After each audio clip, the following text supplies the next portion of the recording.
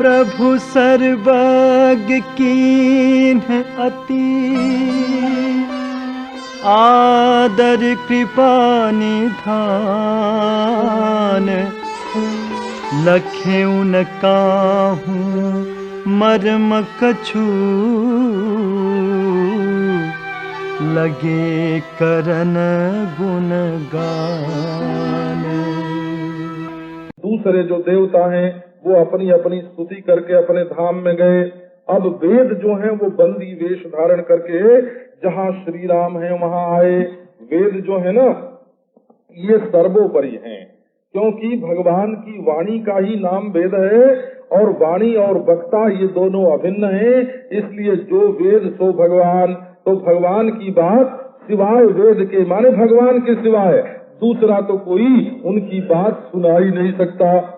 इसलिए जब ये वर्णन आता है ना कि रामचंद्र एक बात दो बार नहीं बोलते, रामो द्विर नाभिभाषते, इसका अर्थ हुआ कि अपने वचन का आदर करते हैं। दो बार एक बात को दो बार नहीं कहना, मन एक बार कह दिया तो कह दिया, अब उनकी बात झूठी नहीं हो सकती। इसका अभिप्राय हुआ रामचंद्र अपने वचन का बड़ा आदर करते हैं, क्योंकि उनके वचन कोई मामूली तो है नहीं, साक्षात वेद हैं। तो वेद का आदर करना ये आदर्श रूप भगवान श्री रामचंद्र जी के लिए है।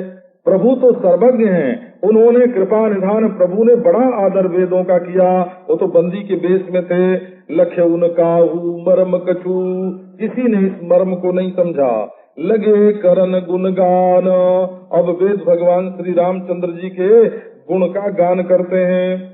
जय सगुण निर्गुण रूप रूप अनूप भूप शिरोमणि, दस कंधरादि प्रचंड निशिचर, प्रबल खल भुज बल हनि।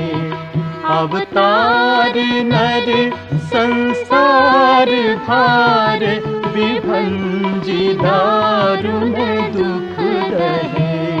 जय प्रणत पाल दयाल प्रभु, संयुक्त सती नमामहे।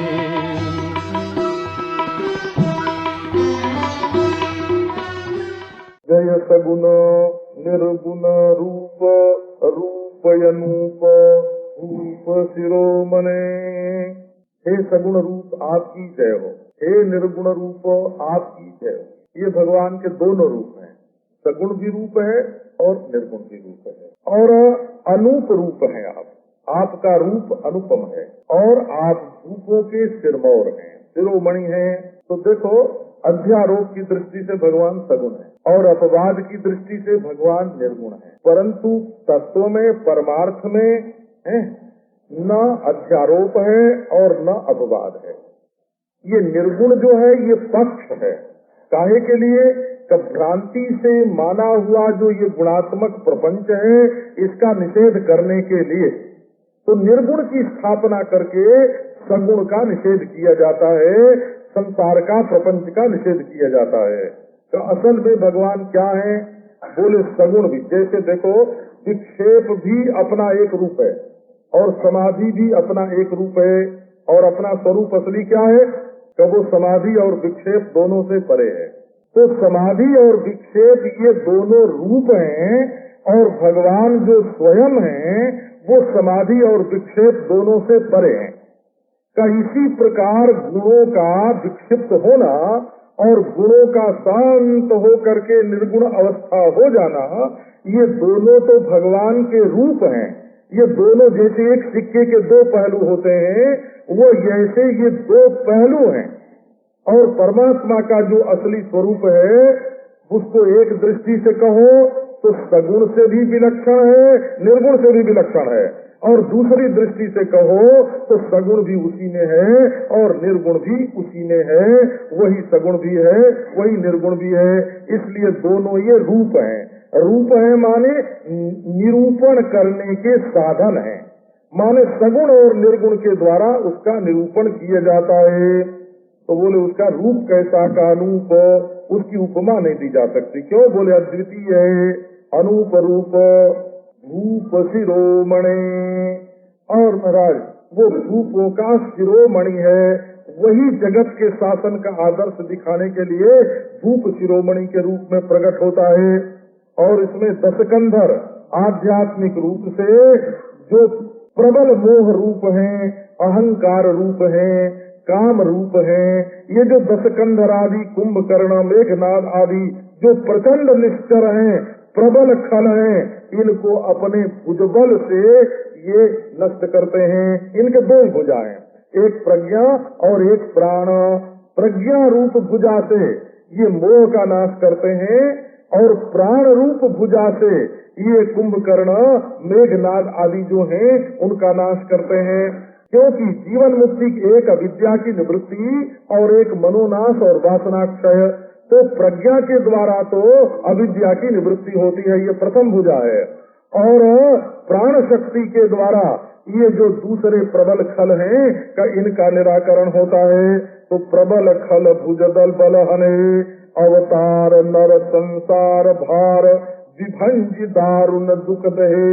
आप वास्तव में नर नहीं हैं, अवतार लेकर के नर बनते हैं और ये जो पृथ्वी का भार है उसको नष्ट करके जो सत्ता पर ये जो नानात्व का भार है, ये जो विविधता की भ्रांति है, भेद की भ्रांति है, उस भार का भंजन करके दारुण जो दुख है, धूल के कारण जो मनुष्यों को दुख हो रहा है, उस दुख को भस्म कर देते हैं। हे प्रणत पाल, आपकी जय हो। हे दयालु प्रभु, आपकी जय हो। संयुक्त शक्ति नमामहे, विद्या शक्ति से संयुक्त जो आपका ही अवतार रूप है उसको हम नमस्कार करते हैं। भगवान का उपासना करने के लिए जो रूप है उसको सगुण कहते हैं। तो यह भगवान है ऐसी उपासना सगुण रूप, और मैं ब्रह्म हूँ ऐसी उपासना निर्गुण रूप की होती है।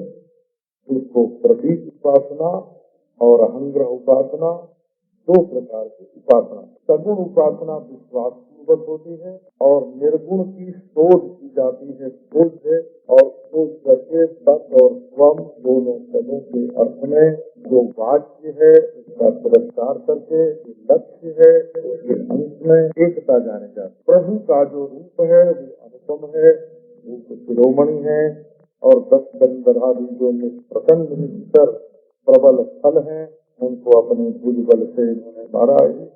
और ये नरावतार जो है वो संसार का भार दूर करने के लिए और दारुण दुख की निवृत्ति के लिए है। हे प्रणत पाल दयाल प्रभु, आपकी जय हो। हे शक्ति संयुक्त सीताराम, हम आपको नमस्कार करते। इस प्रकार पहले खंड में परमात्मा के अनुकूल होने का संकल्प किया और परमात्मा के स्वरूप का वर्णन। अब दूसरे खंड में माया का स्वरूप और इसमें से भगवान हमारी रक्षा करेंगे ये बात, रक्षित विश्वास शरणागति का दूसरा अंग से बताता है।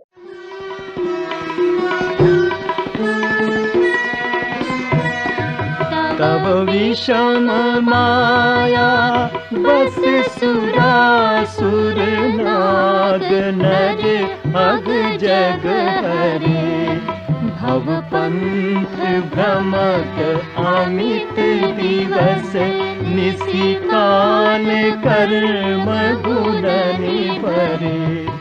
जे नाथ करि करुणा बिलो के, त्रिविध दुख ते निर्भरे। भव खेद छेदन दक्ष हम कहूँ, रक्ष राम नमामहे।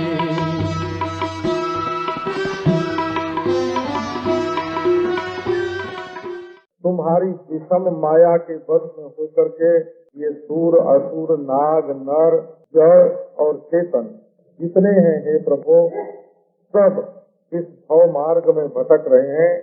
अनादिकाल से अमित दिवस और रात दिन काल कर्म और गुणों के चक्कर में फंस करके परिस्थितियां ऐसी हैं, हमारे कर्म ऐसे हैं, हमारे गुण ऐसे हैं, इनके चक्कर में फंस करके भटकते रहते हैं। आप करुणा करके जिनको देखते हैं वे ही त्रिविध दुख को छोड़ सकते हैं। इस संसार में जो भटकना है, भागना है, दौड़ना है, इस खेद के छेदन में आप दक्ष हैं, हमारी रक्षा करो हे राम, हम तुम्हें नमस्कार करते हैं। अब तीसरे छंद में भगवान के प्रतिकूल नहीं चलना और माया से पार कैसे जाना, इन दोनों बातों को बताते हैं।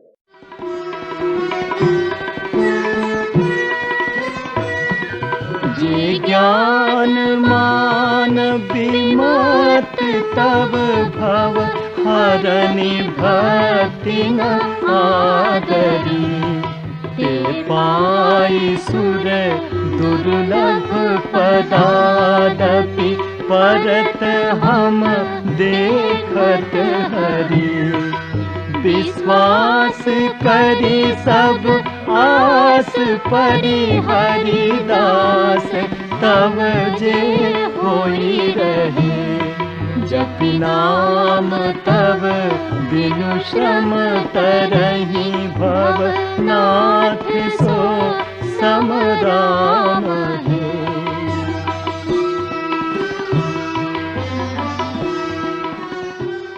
जो ज्ञान मान विमत्त तब भवहरण भगत आदमी, जो ज्ञान के अभिमान में मतवाले हो गए और आपकी भयहरणी भक्ति का आदर है।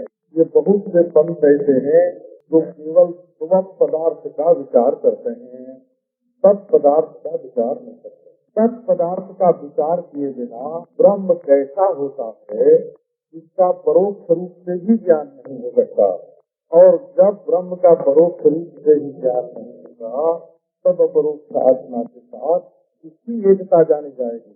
जब हम कहेंगे तुम ब्रह्म, तुम ब्रह्म हो, तो ब्रह्म पद का अर्थ पहले से ज्ञात रहेगा कि नहीं रहेगा?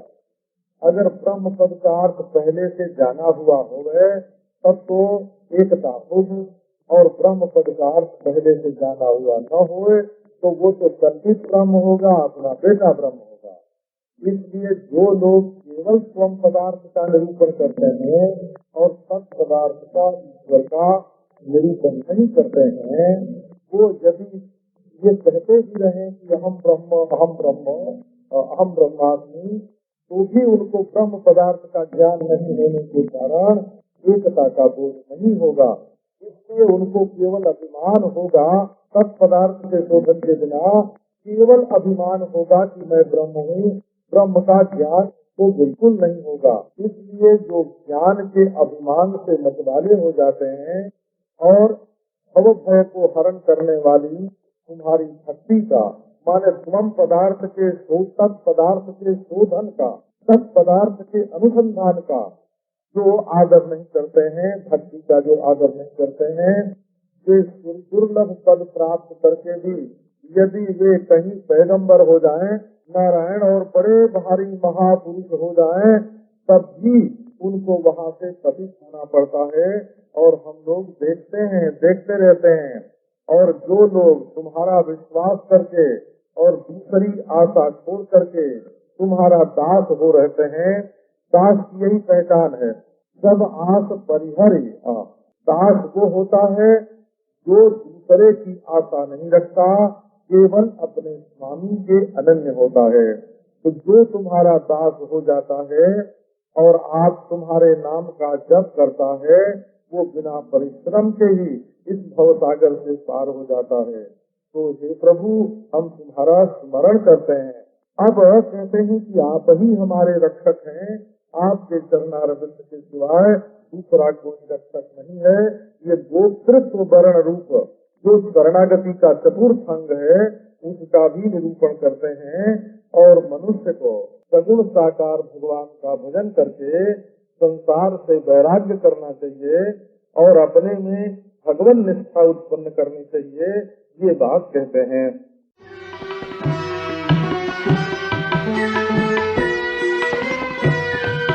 जे चरण शिव आज पूज रज शुभ, परसि मुनि पत्नी तरी, नख निर्गता मुनि वंदिता, त्रैलोक पावनी सुरसरी, ध्वज कुलिस अंकुश कंज जुत बन फिरत कंटक किनलहे पद कंज द्वंद मुकुंद राम रमेश नित्य भजामहे।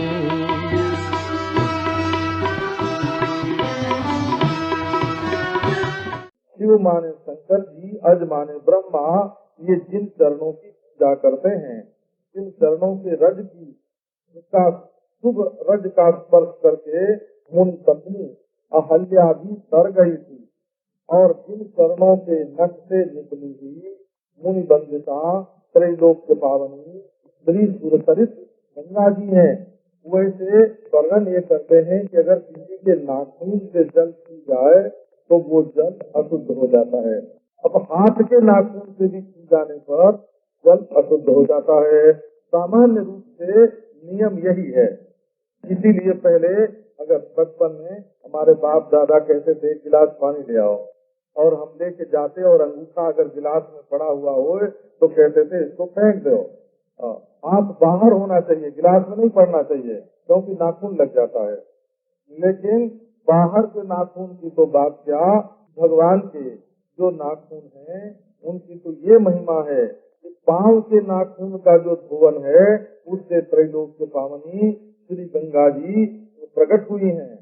जिन चरणों में पद, वज्र, अंकुश, कमल ये सब चिन्ह हैं, और जो वन में जब फिरने लगते हैं तो भक्तों की कृपा, भक्तों पर कृपा करके भक्त वात्सल्य से वन में फिरते हैं, और वहाँ कांटे और कंकड़ी और कुश उनको लग जाते हैं।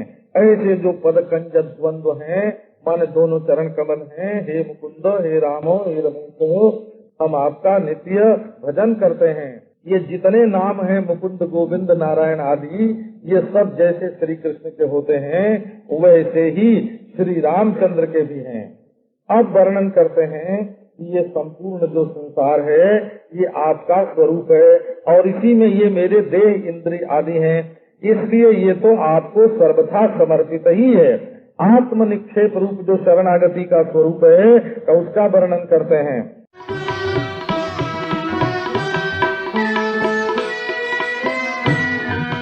अव्यक्त मूल मनादि तरु त्वच चारि निगमागम बने षट्कंध शाखा पंच बीस अनेक पर्ण सुमन घने फल जुगल विधि कटु मधुर बेली अकेली जेहि आश्रित रहे पल्लवत फूलत नवल नित संसार विटपन मामहे।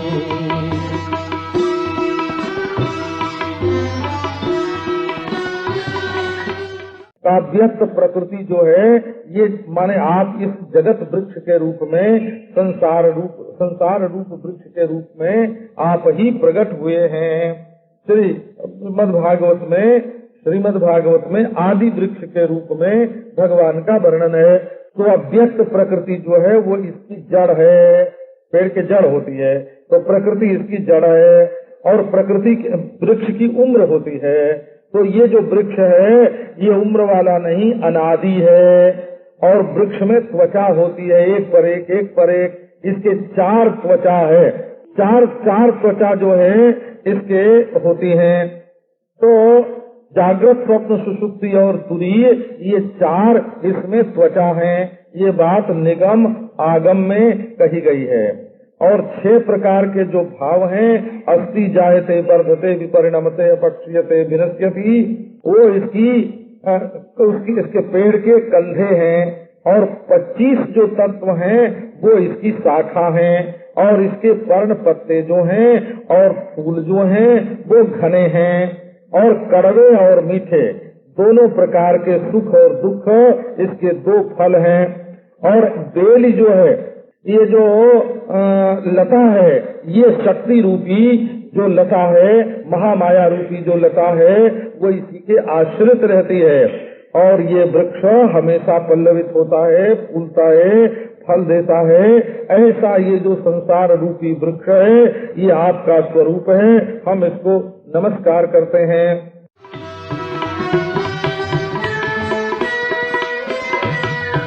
जे ब्रह्म अजमाद्वैत मनुभव गम्य मन पर ध्यावहि ते कहूँ जानहु नाथ हम तब सगुण जस नित गावहि करुणायतन प्रभु सद्गुणा कर देव यह वर मागहि मन वचन कर्म विकार तजी तब चरण हम अनुरागहि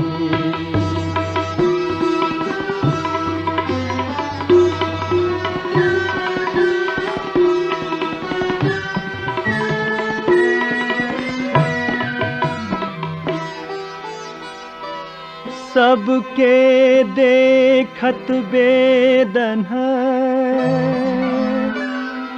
बिनती कीन्ही उदार अंतर्धान भय पुनि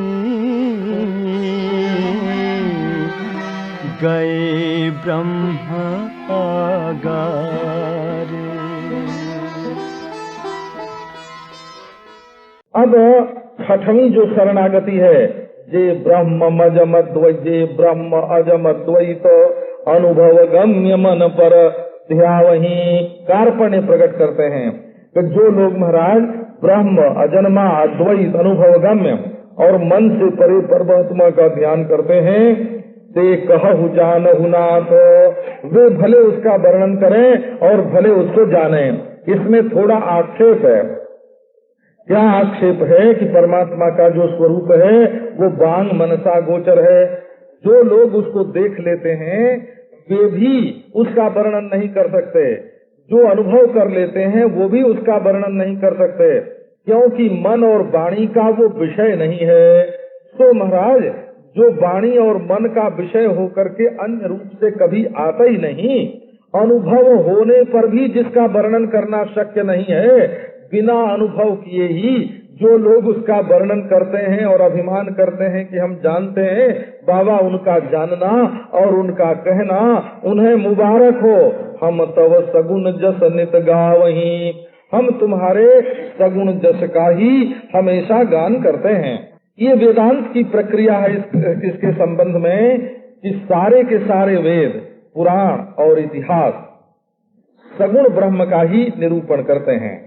जब सगुण ब्रह्म का निरूपण कर लेते हैं तब महावाक्य पढ़ने पर ये बात आती है कि जो वो है सोई तुम हो।